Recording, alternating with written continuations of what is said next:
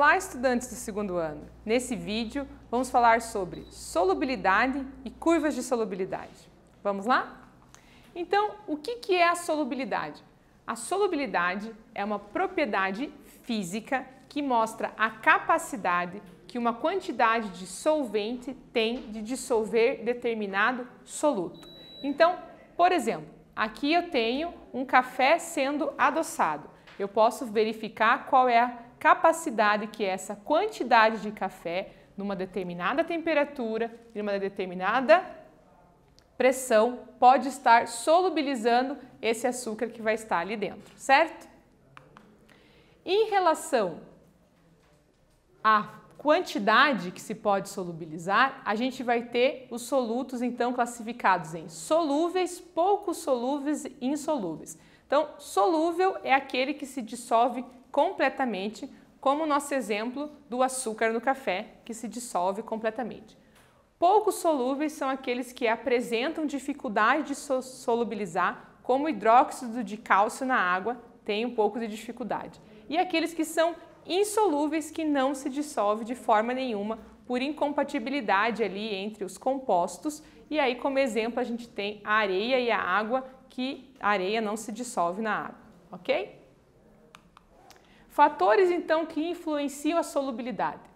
Mesmo quando o soluto é solúvel no solvente, existem alguns fatores que podem influenciar a capacidade de dissolução desse soluto. Por exemplo, a relação entre a quantidade de soluto e de solvente. Então, a gente tem lá 100 ml de água e vai dissolvendo açúcar nessa quantidade. A gente sabe que tem um limite. Não vou conseguir jamais dissolver 1 kg de açúcar em 100 ml de água. A temperatura também é um fator. Quando eu aumento a temperatura, eu posso conseguir solubilizar mais soluto numa mesma quantidade de solvente. Quando isso acontece, eu tenho um soluto do tipo endotérmico.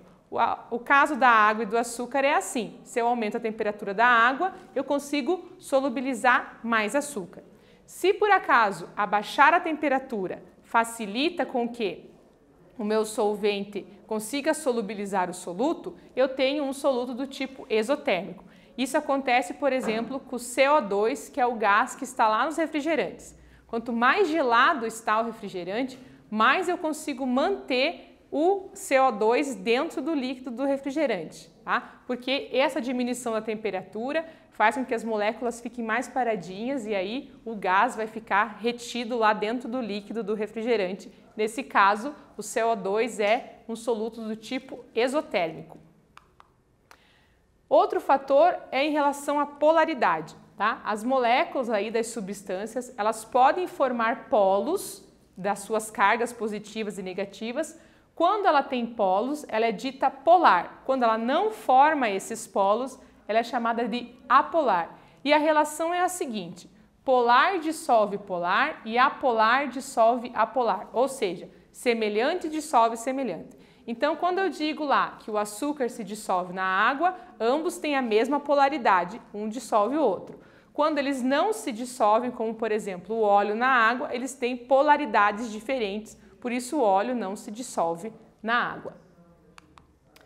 A pressão é um fator também. Quando eu aumento a pressão, eu estou possibilitando uma maior solubilidade dos gases dentro dos líquidos. A pressão é uma situação que a gente observa para os gases. Aumentar ou diminuir a pressão não influencia quando eu tenho soluto sólido ou líquido, ok? Funciona para os gases. E aí, formas de determinar a solubilidade. Como ela é uma característica física, ela já é determinada experimentalmente e a gente já conseguiu verificar a solubilidade dos solventes e dos solutos aí de diversas maneiras. Esses dados, então, eles podem ser apresentados para a gente na forma de tabelas, como a gente está vendo aqui.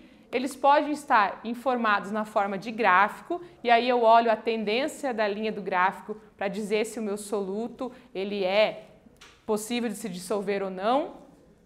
E eles podem estar lá dentro da interpretação textual, ou seja, a questão, o exercício, me traz as informações ali, se é solúvel ou não solúvel, se é endotérmico ou exotérmico, qual é o comportamento, e aí vai estar presente dentro do texto.